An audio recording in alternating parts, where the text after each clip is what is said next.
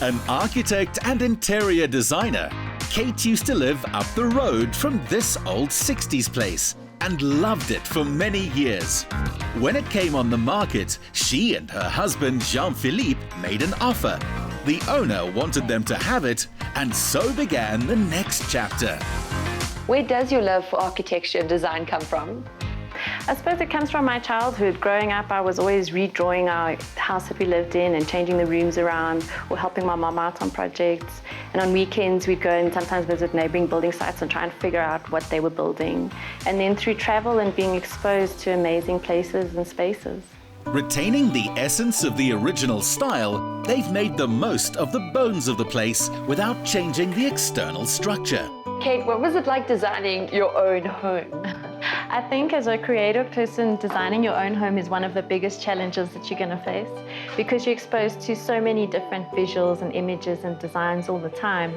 You have to really try and find something that is personal to you, but that you're not going to get bored of over time. And so I think keeping away from the major trends is also a good idea because those move so quickly and change, you're likely to change your mind too. It's very spacious and light in here. Was this the original structure of the house? Yes, when we bought the house, it was quite an old house, and what we did was we kept most of the original footprint, and then we actually reconfigured the inside, changed the walls and opened up the spaces, as well as changing the layout and where certain things are in the house. And these cathedral ceilings were originally here and were one of the main reasons we purchased the place, because they give you this great volume and space, and they also make the place really light. The other thing that we have is these wonderful stacking doors that we put in so that we're able to open the house out to the garden, and these bring in a lot of amazing light too, so the space is just glowing. I've started to notice that a lot of people have gone for this kind of unconventional kitchen. I think in keeping with the open, clean look of the house, we decided to go for an open island too. You have to be brave because you are going to see all your items on display, but we've kept with a steel structure and just put a lovely top on it. And then the big thing is that you have to have items that either match or all in keeping with each other in terms of their colors. So we've got blues and a lot of whites. And it's also in the way that you stack and position things, but it's also really practical because you can always see everything. You don't lose things in the back of a drawer, and whatever you need is on hand, so it's really easily accessible.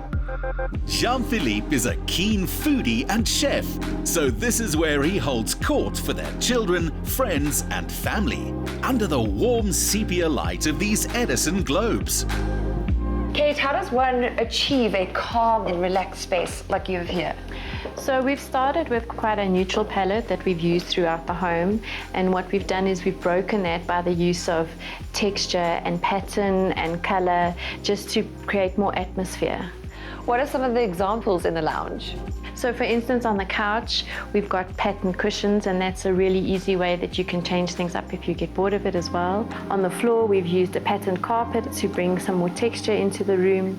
The other thing that we have is behind me, we have the feature wall with the bagged brick finish, and on those are mounted what used to be actually exterior lights on the house, and we've now fixed them up and we've made them into interior fittings. And the other thing that also helps to break it is we have on the carpet the timber and steel coffee table, which brings in some more warmth to the room. What motivated this pop of color then? Well, that was for my husband, because where I value monochrome and aesthetics, he's all about a little bit of color and everything must be really functional. So for instance, these red chairs over here are for him, as well as we have a red speaker, and some of the artwork has a bit of red, so that theme carries through. Leaning towards a cleaner style in finishes means you won't tire of them too soon. As new looks or pieces are discovered, your rooms evolve, with your family's story being the thread running through. You have some rather interesting collectibles. Yes, we do. We, for instance, got the Chinese chest with the carved figures. That was an inherited piece from a family member. We've got the boxes that we use here as bedside tables. They're great for storage, and they also give you a lot of bedside space, which is amazing, that we got from an antique shop. And then we've also got the tea chest, which is really good for storing things in. And then we have the lovely Lubis bench, which is the South African version of Urkel furniture, which we actually got from the previous owner of the house, which is fantastic. And then behind me, we have all the portraits of the family, which is nice, and we've carried that throughout the house. Some of them are stacked, some are hung on the walls, and it's nice to have those mementos. What I really love is how most of the spaces all lead out into the garden. The floor-to-ceiling glass was part of the original 60s modernist approach. It makes for an open house atmosphere onto a garden of established African olive trees. With no formal patio, once the doors are open, the house itself becomes a patio. Kate, I'm obsessed with this bench. Where's it from? It's actually got quite a nice history to it because it actually comes from our garden. We had a tree that we had to cut down, but before we did, I had this idea to do the bench. So we made sure that the lengths were long enough that we could build this. What do you say was the most challenging and rewarding part of this experience? I would say probably being my own client, because where I can be objective for other people, it's far more different when you're working for yourself.